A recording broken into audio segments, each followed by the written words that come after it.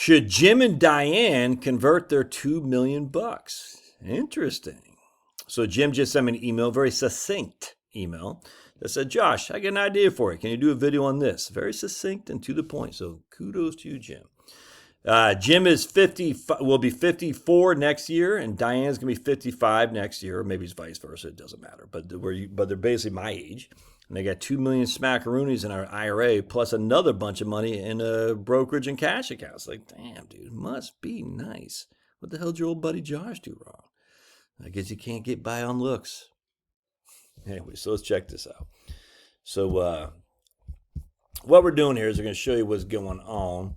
And they got $475,000 in a brokerage account, and they got $2 million, and we're just saying Diane's IRA, and I put that all on VTI. All right, so that's simple. And they got $450,000 in a bank account. All right, everybody with me on that? So I'm giving them an investment rate of return of 5.9% with a 15.4% standard deviation. And it doesn't matter for what we're going to do here, but I just want to point that out. So if you go over here, tax allocation, $2 million pre-tax, $475 post-tax. But that does not include their bank accounts, as you can see, because they got $450 in the bank account. So what we want to do is we want to come up to here to settings, and we want to tell the software to include cash and current allocation right here. Hold on a second. So include bank accounts and current allocation. We hit that guy right there. And I believe you all can do that too. I think you got that little thing there too. So if we come back here, now we're 79.21, which is perfect. We got just perfect. So now they're retired. All right. So now they're going to live on their brokerage account and their bank account until they run out of money, because they're trying to do Roth conversions to the extent of the 24% tax bracket. Now, what we're going to do is we're going to come over here to family. We're going to have Jim dying off at 85, so Diane will be a widow for 5 years, all right? And what we're going to do is we're going to spend down, oh, by the way, their goal is they're spending $11,500 a month. And so if we come over here, retirement cash flows, and that includes health care. For all you, what about health care? That includes everything. All right, so we're going to go to retirement cash flows. Here's their expenditures, $138,000 a month, from which has all come from the brokerage and the bank account, which means there's no taxes, none. But by the time the brokerage and the bank account are exhausted, they're going to have to start pulling the money from their IRAs. That's just a fact. Now, Social Security kicks in. They're going to have $5,000 a month between them and Social Securities, FYI. All right, so they got Social Security at $5,000 a month. Plus, one of them is going to get a small pension of $5,000 a year at 60. I think it was Jim at 62. What was it, Jim? Yeah, Jim's pension. I guess it doesn't say there. But anyways, so once Social Security and the pension kicks in, they'll have basically $75,000 a year of income. Still spending $138,000 a year, so they'll need to dip into their portfolio for the remainder. All right.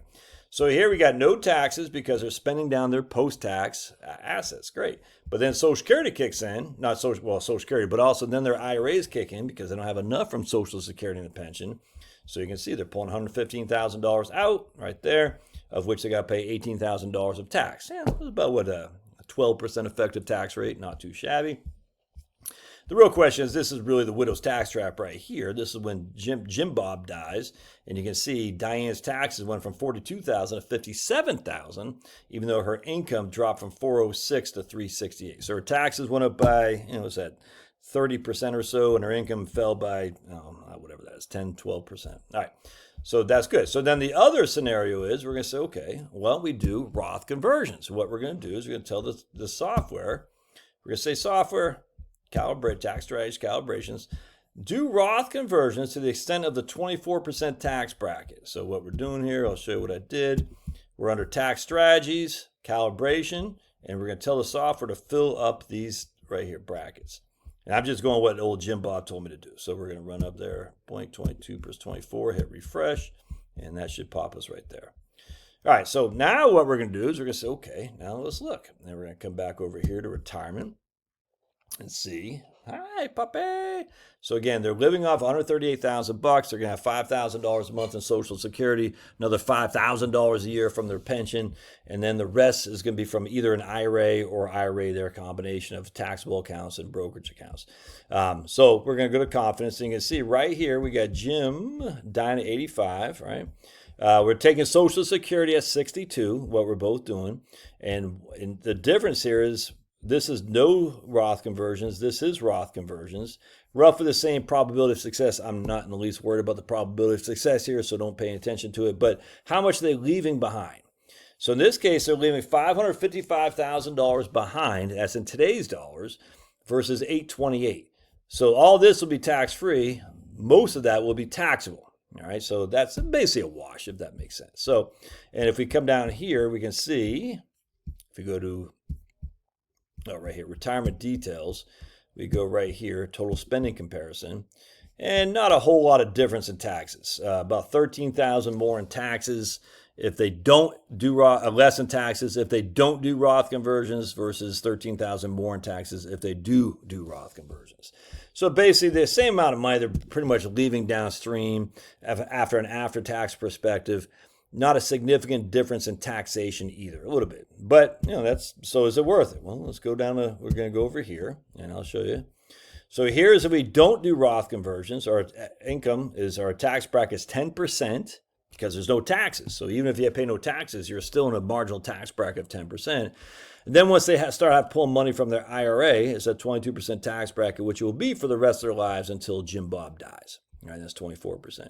If they do the Roth conversions, check this out, they're in a 24% effective marginal tax bracket, and then it'll be 10% for the rest of their lives. No more taxes once that's done.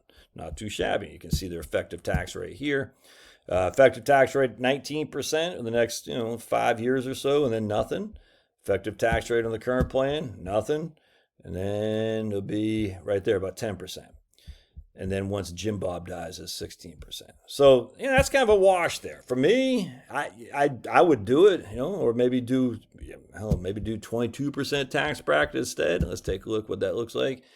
Most of my clients, we don't do it, man. It just doesn't make sense. And the reason is because most of them are in their 60s already. And when you're already in your 60s and you're already kind of taking on Social Security and all that, it's kind of hard to, and you got a pension, it's hard to make sure that, it's hard to see how that happens.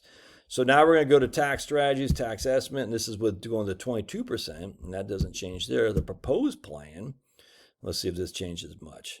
Yeah, that puts them out to no taxes at 66. So basically the next 10 years, if they do the top of the 22% tax bracket, and when they're 66, there's no more taxes to pay, which is kind of cool. So now let's take a look at what that looks like from a federal income tax bracket. Yeah, so they're at the 22%, then 10. That 100%, I like that a lot. So now let's compare these guys here and see if that made a big difference here. Retirement strategies, and we're going to come down here. Total spending comparison, and the proposed plan, if they go to the 22%, saved them about basically $30,000 of taxes. That's pretty good, $30,000 of tax. Where it gets even more interesting, though, let's kill old Jim Bob off at 80. All right, so now Diane's gonna be a widow for basically 10 years. This is where it gets even more interesting, and this is where, again, one of the reasons why you want to do these strategies is because the widow. We want to make sure that your wife is not eating freaking cat food, dude. So here we go to roughly the same numbers here. You got back a little bit more, but basically a wash how much you're leaving behind. Total spending comparison, how much taxes. Yeah, so a $52,000 difference for Diane to pay taxes because they did not do any Roth conversions, and they're spending a lot less as well. So not only by Jim dying due to 22% tax bracket Roth conversions, but if he died earlier, it'd be a bigger deal for old Diane as a widow. And the point being is, it's not as rock, stock, and whatever it is, what I'm saying? Rock, stock, and barrel, whatever the hell that is. It's not as obvious, but I would do the 22%, not 24%.